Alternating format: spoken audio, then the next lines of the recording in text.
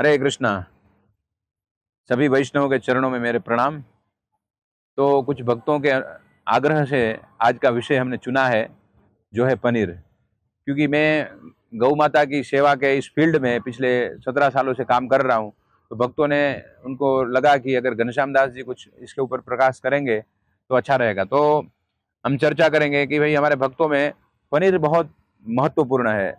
जहाँ भी मंदिर में बड़े बड़े उत्सव होते हैं उस समय पनीर की सब्जी ये लग्जूरियस है, मतलब बहुत बड़ा शाही सब्जी जैसा हो जाता है।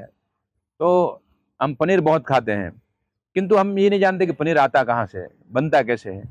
क्योंकि हम देखते हैं कि भारत में गाय सीमित मात्रा में है। जैसे हम देसी गाय की अगर बात करें, जो हमारी भारतीय गौ माता है, तो करीब करीब भारत में जो लास्ट में सेंसस हुए उसके हिसाब से 9 करोड़ के आसपास है। उसमें से सारे दूध नहीं देती है। 9 करोड़ में से भी आप पकड़ लो आधी गाय ही दूध दे रही हो, क्योंकि उसमें भी बैल भी है, बछड़े भी है। तो इतना कम दूध हमारे पास है, तो पनीर आता कहाँ से। और कॉमर्शियली डेयरी से हम पनीर लेते हैं, खास करके उत्सवों के समय में बल्क में मंगाना पड़ता है। तो कॉमर्शियली डेयरी पार्लर्स क्या करते हैं कि या तो जर्सी हॉलिस्टियन को रखते हैं, फिजिशियन है, जर्सी है, हॉलिस्टियन है, तो उन जो फॉरेन ब्रीड है, एचएफ है, उनको रखते हैं। तो उनका दूध को निकालते हैं। दूध को निकालने के बाद जैसे ही वो गाय दूध दे नहीं सकती, क्योंकि दूध निकालने के लिए उसको हेवी केमिकल्स दिए जाते हैं, कुछ ऐसे स्टेरॉइड्स दिए जाते हैं, कुछ ऐसे ऐसे उनको कैल्शियम पिलाए जाते हैं, जिसके कारण वो ज़्यादा दूध दे। और 40 लीटर 50 लीटर दूध दे रही है। फिर तीसरे बेंत में, मतलब उसके 2.5 साल में वो प्रेग्नेंट होती है और 3.5 साल में पहली बार बच्चा देती है। 4-5 साल की आयु होती है तो थर थर कांपने लगती है, उसके पैर में, उसके शरीर में कैल्शियम की कमी हो जाती है। तो फिर वो क्या करते हैं कि ये काम की नहीं करके उसको स्लॉटर भेज देते हैं, तो उसकी हत्या हो जाती है। वैसे ही भैंस का सबसे ज्यादा, अगर भक्तों से बात करोगे किसी किचन में जाकर, कहाँ से, नहीं नहीं एकदम ऑथेंटिक हमारा, हमने जो हमको पता है कहाँ से आ रहा है, कोई भैंस का दूध आ रहा है।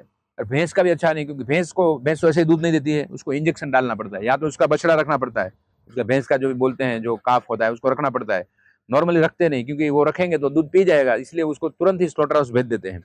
तो उसको भी हार्मोन दे करके, इंजेक्शन दे करके उसका दूध निकाला जाता है, जिसमें वो दूध दूध में आता ही है, तो हमारे लिए हानिकारक है। और दूसरा पाप है, क्योंकि उसके बच्चे को मार दिया गया और उसको भी मार दिया जाएगा, क्योंकि उसको कोई पूरी जीवन सेवा नहीं करता है। तो वो हिंसक दूध है, अहिंसक दूध नहीं है। तो ऐसे हमें हमें सभी एक होकर के प्रण लेना है कि ऐसे हिंसा वाले, ऐसे पापी दूध को हमें नहीं पीना है। हमें जो है, अगर मिल जाए हमारी गौ माता का, कहीं कोई अच्छे भक्त की गौशाला है, कोई अच्छे सज्जन व्यक्ति की गौशाला है जहाँ से गाय का दूध मिलता है, तो उसको आप जैसे फाड़ करके अपने हिसाब से, जैसे नींबू से फाड़ते हो या सिट्रिक से फाड़ते हो, फाड़ करके अपना खुद ही अपने हाथों से बनाया हुआ दूध के ऊपर विश्वास कीजिए। अगेन, आप दूध ऐसा मत समझिए चलो बाहर से पनीर आता है खराब है तो दूध लाएंगे बाहर से पैकेट का, तोड़ेंगे, फलाना फलाना कंपनी का दूध पीता है इंडिया, फिर फाड़ेंगे और फिर अपने घर में पनीर बनाएंगे, वो भी नहीं चलेगा। क्योंकि वो भी अगेन आ रहा है बड़े बड़े पार्लरों से, क्योंकि हम एकदम गाँव में रहते, एकदम देहात में रहते, हमें सब पता है कि बड़ी बड़ी कंपनियां कैसे दूध प्रोक्योर करती है। तो अगर आपको अहिंसक दूध अगर कहीं से प्राप्त हो जाता है किसी गौशाला का, तो आप अवश्य पनीर खाइए। पनीर खाने में कोई दिक्कत नहीं है, ठाकुर जी को खूब भोग लगाए। मगर ऐसा जो प्रायः बिजनेसमैन लोग जो बेच रहे हैं, उसमें गाय की, भैंस की हत्या होनी ही होनी है।